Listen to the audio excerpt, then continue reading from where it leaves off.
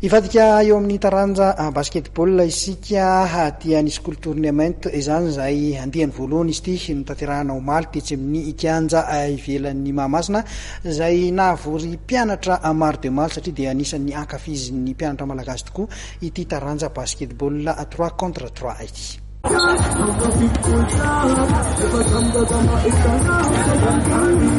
Ny fifantsana ho an'ny zona no nentin'ny Federasiona malagasy ny taranja basket sy ny komision'ny basket lalaovin'olona telo ao amin'ny nanokatra ny andiany voalohany amin'ilay fifaninanana natokana ho an'ireo ankizy eo anivon'ny sekoly nampitondraina ny anarana sekoly tournament 3 contre 3 tetsy amin'ny kianja ivelany Mahamasina omaly sabotsy.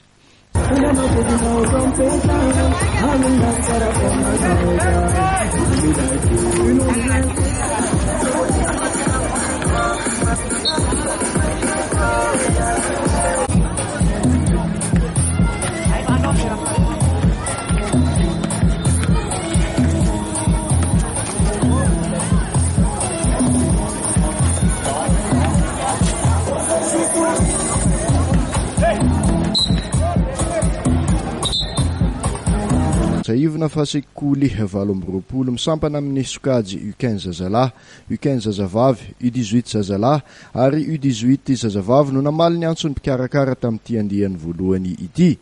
Mariana fa ny rojona ho avy zao no anaovana ny fifanitsanana ho an'ny zone 2 indray.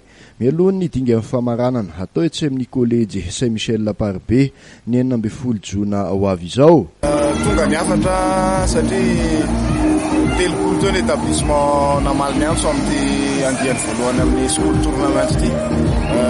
Sotra tsara ny journée, afinaritra hoe misy any mivoary avy. Cible raha efa netreretin'ny Federasiona hatramin'izay moa izy satria efa telo taona zay ny nanaovana promotion 3 contre 3 tonga indray aty amin'ny atao hoe sehatry ny sekoly.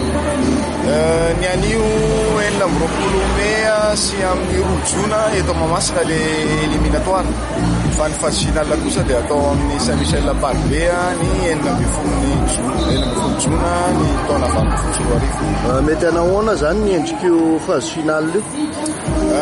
Amin'ny mahaphase finale zay moa dia omena endrika atao hoe norme internationale le hetsika kely ivelantsika eo le kianja spécial 3 contre 3 hispano plexiglas koa le spécial 3 contre 3 manaraka azy hoe zana izy endrika tena hoe ohatran'le événement 3 contre 3 seniors national mihitsy. Taorin'ny fifantsanana ho an'ny zone 1 iny moa dia fantatra avokoa ireo sekoly hiatrika ny dingana famaranana ho an'ireo sokajy efatra ireo. Ampiavaka ity sekoly tournament 3 contre 3 ity ny fanolorana amboara ireo ekipa mendrika tamin'ny fifantsanana nany ho an'ny zone 1 zany, azo zany ihany koa ny ho an'ny zone 2. Reto avy ary ireo sekoly tafita amin'ny dingana famaranana ho an'ny U15 zazavavy, EPP Analamahitsy, Akamasoa Saint-Joseph Mahamasina, Collège de France ho an'ny U18 zazavavy dia ny Akamasoa voalohany no tafita tamin'izany dinga famaranana izany, eo ihany koa ny Collège de France, ny Akamasoa faharoa, Saint-Joseph Mahamasina. Ho an'ny U15 zalahy indray dia mitarika amin'izany ny Saint-Michel Parbe, UFSM Andravoangy, LSFA Anosivavaka, Le Petit Pré, Sainte Famille Mahamasina diadema voalohany. Ho an'ny U18 zazalahy kosa dia ny Sainte Famille Mahamasina, Collège de France, Arcade Ambomanarina, Saint-Michel Parbe, Sainte Famille Mahamasina ary ny Lafarandol.